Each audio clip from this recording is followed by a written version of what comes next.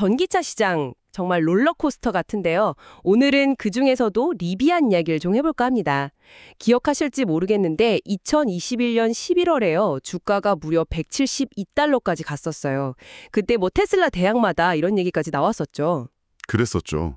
정말 엄청난 기대감을 모았었고요. 그런데 지금 주가가 약 13달러 선입니다. 정말 믿기 어려운 변화예요. 그래서 오늘 이 리비안이 도대체 지금 어떤 상황인지, 그리고 앞으로 한 3년 이 중요한 시기를 어떻게 헤쳐나갈지 좀 깊숙이 들여다보려고 합니다. 단순히 뭐 주가 떨어졌다 이런 얘기 말고요. 전기차 시장 전체의 어떤 변화 속에서 리비안이 겪고 있는 뭐 재정 문제라든지 생산 문제, 또 외부적인 정책 변화까지 좀 꼼꼼하게 짚어봐야 할 것 같아요. 네, 그야말로 전기차 시장의 어떤 현실이 닥쳐왔다. 이렇게 볼 수 있겠는데요. 초기에는 다들 막연히 성장할 거다, 미래는 전기차다 이런 장밋빛 전망만 있었잖아요. 근데 이제는 그게 아니라 뭐 공급망 문제도 있고 경쟁은 점점 심해지고 또 가장 중요한 건 역시 수익성이죠. 이 수익성에 대한 아주 냉정한 평가가 이루어지는 국면이에요. 리비안 같은 경우는 사실 처음 나왔을 때 디자인이나 성능 이런 걸로 기대가 엄청 컸는데 계속되는 손실 규모가 너무 컸고요. 또 생각보다 생산량이 빨리 늘지 못하면서 투자자들한테 좀 실망감을 안겨줬죠. 수억 달러씩 계속 손실이 나니까 이거 계속 갈 수 있는 회사 맞나, 이런 근본적인 질문이 나올 수밖에 없는 상황입니다. 그쵸. 손실이 너무 크다는 건 정말 심각한 문제인데, 근데 또 리비안 이제 끝났다 이렇게 단정하기는 좀 이른 감도 있지 않을까요? 여전히 차 자체는 매력적이라는 평가도 많고, 어쨌든 전기차로 간다는 큰 흐름 자체는 변한 게 아니니까요. 맞습니다. 뭐 배터리 지유도 계속 발전하고 있고 또 회사 내부적으로도 어떻게든 생산 효율성을 높이려고 노력하고 있을 거고요. 네, 그래서 리비안이 이 힘든 시기, 뭐 흔히 말하는 죽음의 계곡을 잘 건너서 다시 한번 도약할 수 있을지, 아니면 여기서 그냥 주저앉게 될지, 딱 그 갈림길에 서 있는 지금 이 시점을 파헤쳐보는 게 오늘 저희의 목표라고 할 수 있겠습니다. 자, 그럼 가장 시급한 문제부터 한번 볼까요? 바로 재정 상황입니다. 최근에 2분기 실적이 나왔는데 매출 자체는 작년 같은 기간보다 한 12.5% 늘어서 13억 달러 정도 됐어요. 숫자만 보면 성장했네 할 수 있는데 문제는 그 속을 들여다봐야 한다는 거죠. 총 손실 규모가 2억 600만 달러 적자예요. 이게 도대체 뭘 의미하는 걸까요? 가장 쉽게 말하면요. 차례 한 대 만들어서 팔 때마다 그 판값보다 만드는 데 돈이 더 들어간다는 뜻입니다. 배보다 배꼽이 더 큰 상황이네요. 네, 바로 그거죠. 자동차 회사면 당연히 차를 팔아서 이익을 남겨야 되는데 지금 리비안은 팔면 팔수록 손해가 쌓이는 구조인 거예요. 이걸 아직 벗어나지 못했어요. 근데 이게 다가 아닙니다.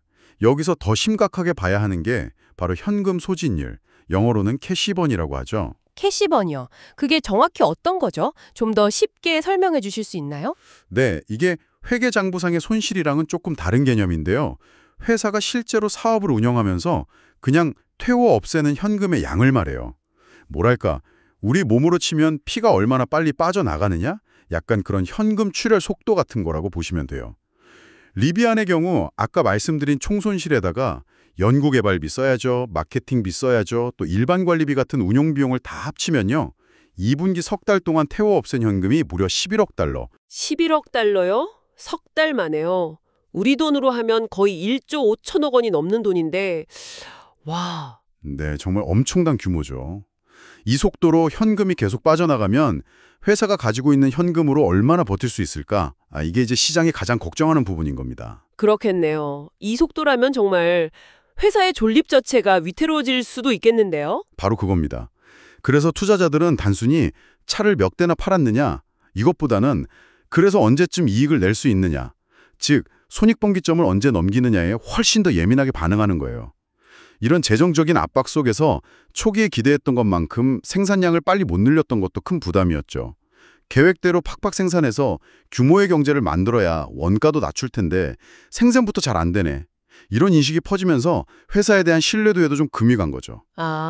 그러니까 정리해보면 팔수록 손해보는 구조에다가 현금은 엄청난 속도로 줄어들고 있고 생산량도 기대만큼 안 늘어나고 있고 정말 어려운 상황이네요. 네, 그야말로 총체적인 난국이라고 할 수 있죠. 그런데 이런 내부 문제 말고도 외부에서 또 리비안의 발목을 잡는 변수가 생겼다고요? 네, 같습니다. 바로 미국 정부의 정책 변화 가능성입니다. 특히 이제 트럼프 행정부가 들어설 경우 이전과는 좀 다른 기조가 예상된다는 거죠. 아시다시피 바이든 행정부에서는 인플레이션 감축법, IRA라고 하죠. 이걸 통해서 전기차 산업을 굉장히 강력하게 지원했었잖아요. 네, 보조금도 많이 주고 그랬죠. 그런데 트럼프 행정부하에서는 이런 지원책들이 좀 축소되거나 아니면 방향이 바뀔 수도 있다는 우려가 나오고 있는 겁니다. 이게 리비안 같은 전기차 회사들한테는 상당히 큰 불확실성으로 작용하고 있어요. 구체적으로 어떤 정책 변화가 있을 수 있고 그 영향은 어떨까요? 크게 두 가지를 좀 주목해서 봐야 하는데요. 첫 번째는 가장 직접적인 혜택이었죠. 바로 전기차 한 대 살 때마다 주던 $7,500 세금 공제 혜택입니다. 현재 예상으로는 이 혜택이 2026년쯤에는 없어질 가능성이 높다고 보고 있어요. $7,500면 꽤 큰 금액인데 그게 없어진다. 그렇죠. 이 변화의 영향은 근데 좀 복합적일 수 있어요. 단기적으로 보면 2025년, 그러니까 혜택이 없어지기 바로 직전에는 오히려 막차 타자 하는 수요가 몰릴 수 있습니다. 아, 없어지기 전에 얼른 사려는 심리요? 그럴 수 있겠네요. 네. 그런데 그 이후 2026년부터가 문제죠. $7,500라는 지원이 사라지면 소비자들이 체감하는 실질 구매 가격이 확 올라가는 거잖아요. 이렇게 되면 전기차 수요 자체가 좀 줄어들 수도 있고 또 아직까지 건재한 내연기관차와의 가격 경쟁에서도 좀 불리해질 수밖에 없겠죠. 말하자면 전기차 회사들이 이제 보조금이라는 날개 없이 스스로 경쟁력을 증명해야 하는 시기가 오는 겁니다. 리비안한테는 이 세금 공제 혜택 종료가 어떤 영향을 줄까요? 혹시 다른 회사들이랑 좀 다른 점이 있을까요? 여기서 약간 좀 흥미로운 지점이 있어요. 어떻게 보면 리비안한테는 이게 뭐랄까 약간의 반사이익이랄까요? 그런 게 있을 수도 있다는 분석이 나옵니다. 반사이익이요? 어떤 면에서요? 리비안의 주력 모델 R1T 픽업 트럭이랑 R1S SUV는 시작 가격 자체가 $70,000가 넘잖아요. 상당히 고가 모델이죠. 그리고 배터리 부품 원산지 규정 같은 IRA의 좀 까다로운 세부 요건들을 충족하지 못해서 처음부터 이 $7,500 혜택을 전액 다 받지 못하는 경우가 꽤 많았어요. 아, 그럼 어차피 혜택을 못 받는 경우가 많았으니까 혜택이 사라져도 상대적으로 타격이 덜할 수 있다 이런 건가요? 그렇죠. 그런 해석이 가능한 거예요. 오히려 테슬라 모델 3나 모델 Y, 아니면 포드의 머스탱 마하이, GM의 볼트 EV UV 같이 중저가 시장에서 이 세금 공제 혜택에 대한 의존도가 높았던 모델들이 더 큰 타격을 받을 수 있다는 거죠. 경쟁 구도 면에서는 리비안에게 아주 약간은 숨통이 튈 수도 있다는 해석입니다. 오, 그건 좀 의외네요. 네. 근데 이게 또 마냥 좋은 소식이라고만 할 수는 없어요. 왜죠? 리비안이 지금 회사의 미래를 걸고 준비하는 모델이 있잖아요. 바로 R2라는 중저가 SUV입니다. 이 R2 모델이 성공하려면 가격 경쟁력이 정말 중요한데 하필 출시 예정 시점인 2026년에 맞춰서 세금 공제 혜택이 사라져버리면 초기 시장에 자리 잡는데 상당한 어려움을 겪을 수 있다는 거죠. R1과는 다르게 R2는 이 혜택이 있고 없고가 판매량에 직접적인 영향을 미칠 가능성이 크거든요. 그렇군요. R2에게는 악재가 될 수도 있겠네요. 그럼 세금 공제 혜택 말고 또 다른 정책 변화는 뭐가 있을까요? 바로 규제 크레딧, 레귤레토리 크레딧 정책의 변경 가능성입니다. 이게 조금 복잡하게 들릴 수도 있는데 전기차 회사들한테는 이게 꽤 쏠쏠한 수입원 중 하나였거든요. 규제 크레딧이요? 그게 뭔가요? 기존에는요. 정부가 정한 평균 연비 기준이나 배출가스 기준을 못 맞춘 자동차 회사들이 있었어요. 주로 해서 내연기관차 많이 파는 회사들이겠죠. 이런 회사들이 벌금을 내는 대신에 기준치를 아주 잘 지킨 회사, 예를 들어 전기차만 만드는 회사들로부터 일종의 탄소 배출권 같은 크레딧을 돈 주고 사올 수 있는 제도가 있었습니다. 아, 그러니까 환경 규제 못 지킨 회사들이 잘 지킨 회사한테 돈을 주고 약간 면죄부를 사는 그런 거군요. 네, 정확합니다. 전기차 회사 입장에서는 차 파는 거 외에 추가적인 수입이 생기는 거죠. 특히 이 규제 크레딧은 원가가 거의 안 들어요. 그냥 파는 대로 거의 다 이익으로 잡히는 아주 수익성 높은 매출원이었습니다. 오, 그렇군요. 꿀 같은 수입원이었겠네요. 그렇죠. 그런데 트럼프 행정부가 들어서면 이런 환경 규제 기준 자체를 좀 완화하거나 아니면 이 크레딧 거래 시스템 자체를 바꾸려는 움직임을 보일 수 있다는 겁니다. 이렇게 되면 내연기관차 회사들이 굳이 비싼 돈 주고 크레딧을 사올 필요성이 줄어들겠죠. 그럼 리비안 같은 순수 전기차 회사한테는 직접적인 타격이겠네요. 그냥 앉아서 벌던 돈이 없어지는 거니까요. 그렇습니다. 이건 단순히 매출이 좀 줄어드는 문제가 아니라 수익성 높은 핵심 수입원 하나가 통째로 사라질 수도 있다는 걸 의미해요. 실제로 리비안 측에서도 이런 정책 변경의 불확실성 때문에 이미 한 1억 달러 정도 되는 규제 크레딧 관련 예상 매출이 지금 림보, 그러니까 약간 붕 뜬 상태, 불확실한 상태에 빠졌다고 직접 언급하기도 했어요. 정부 정책이라는 외부 변수가 기업의 수익 구조를 이렇게 직접적으로 흔들 수 있다는 걸 보여주는 아주 좋은 사례죠. 정치적인 견해를 떠나서 기업을 운영하는 입장에서는 이런 환경 변화에 주목할 수밖에 없는 겁니다. 들어보니 정말 안팎으로 쉽지 않은 상황이네요. 내부적으로는 돈 문제, 생산 문제에 시달리고 외부적으로는 정책 환경까지 불리하게 돌아가고 정말 사면초가라는 말이 딱 떠오릅니다. 이런 상황에서 리비아는 그럼 어떤 돌파구를 찾고 있을까요? 뭔가 생존 전략이 있을 텐데요. 리비안의 핵심 전략은 사실 꽤 명확해 보입니다. 한마디로 하면 테슬라 따라하기 전략이죠. 테슬라 따라하기요? 네. 테슬라가 초기에 아주 비싼 로드스터나 모델 S, 모델 X 같은 차들을 먼저 내놨잖아요. 그걸로 기술력 보여주고 브랜드 이미지 확 만들고 그런 다음에 모델 3랑 모델 Y라는 좀 더 대중적인 모델로 시장을 확 휘어잡았죠. 리비안도 지금 거의 비슷한 길을 가고 있다고 보시면 돼요. 그래서 R1 시리즈, 그 비싼 픽업 트럭이랑 SUV를 먼저 내놓은 거군요. 맞습니다. 7만 달러 넘는 R1T랑 R1S는 단순히 그냥 차가 아니라 아웃도어 라이프스타일의 상징, 첨단 기술의 아이콘 이런 식으로 포지셔닝하면서 아주 강력한 팬덤을 만드는 데 성공했어요. 근데 여기서 중요한 건 이 비싼 모델을 먼저 내놓은 진짜 목표가 단순히 그 차 몇 대 팔아서 돈 벌려는 게 아니었다는 거예요. 그 과정에서 얻는 게 훨씬 더 많다는 거죠. 없는 게 많다. 어떤 걸 얻을 수 있었을까요? 첫째는 당연히 강력한 브랜드 인지도죠. 리비안, 프리미엄 전기차 이런 이미지를 딱 만들었고요. 둘째는 실제 차를 만들고 팔아보면서 겪게 되는 수많은 기술적인 문제들, 생산 공정상의 어려움들 이런 걸 미리 경험하고 해결할 기회를 얻은 겁니다. 셋째, 그렇게 얻은 경험과 노하우는 나중에 대량 생산 모델을 만들 때 품질이나 효율성을 높이는 데 결정적인 밑거름이 되고요.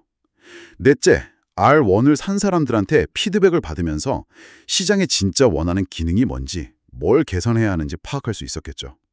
마지막으로 이 모든 과정 자체가 투자자들한테 우리 이 정도 기술력이 있고 이런 비전이 있다는 걸 보여주는 쇼케이스 역할도 한 겁니다.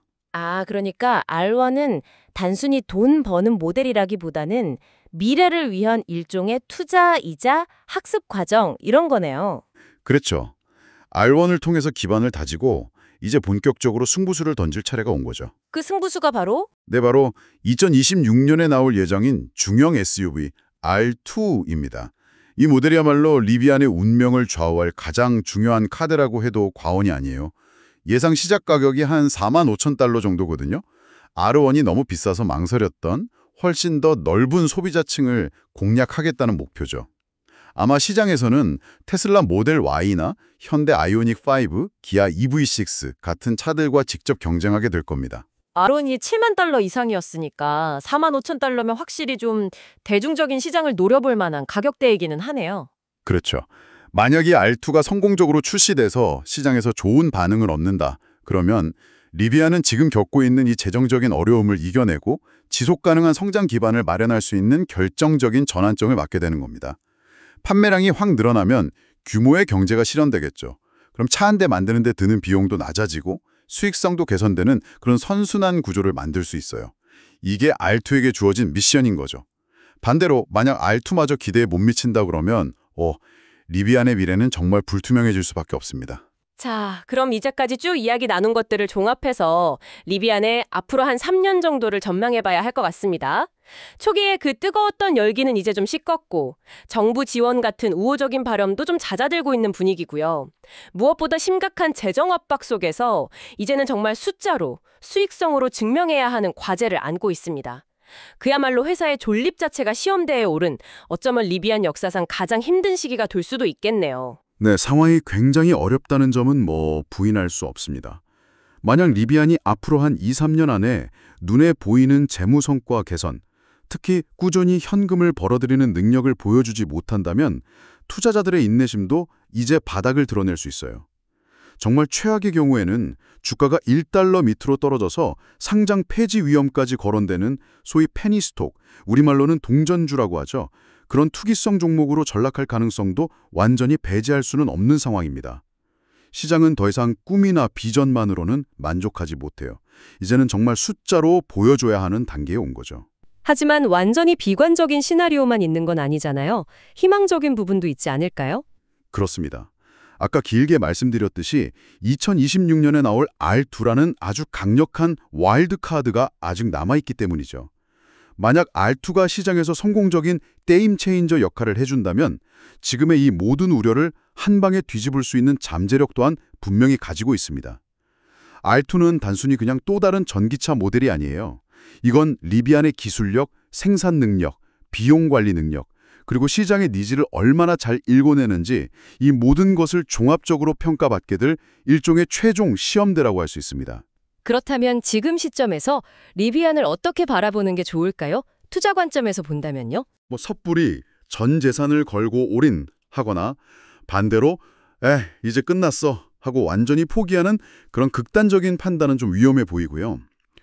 R2 출시와 관련된 정보들을 아주 면밀히 주시하면서 좀 신중하게 지켜볼 필요가 있다는 게 중론인 것 같습니다.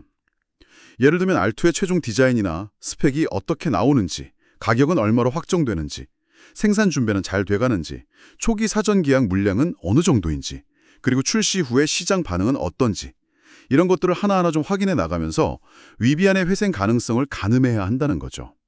마치 중요한 경기를 앞둔 선수를 지켜보듯이 주시 목록, 워치리스트에 딱 올려두고 상황 변화를 계속 추적하는 그런 지혜가 필요해 보입니다. 네, 오늘 리비안이 마주한 정말 냉혹한 재정 현실과 또 변화하는 정책 환경이라는 파도, 그리고 이 모든 어려움을 헤쳐나가기 위한 R2라는 승부수까지 리비안의 향후 3년을 결정지을 핵심 요인들을 아주 깊이 있게 살펴봤습니다. 들어보니 정말 쉽지 않은 여정이 될 것 같네요. 그렇죠. 리비안의 사례는 우리에게 시사하는 바가 참 많은 것 같아요. 혁신적인 기술이나 매력적인 디자인, 이것만으로는 성공을 담보할 수 없다는 것.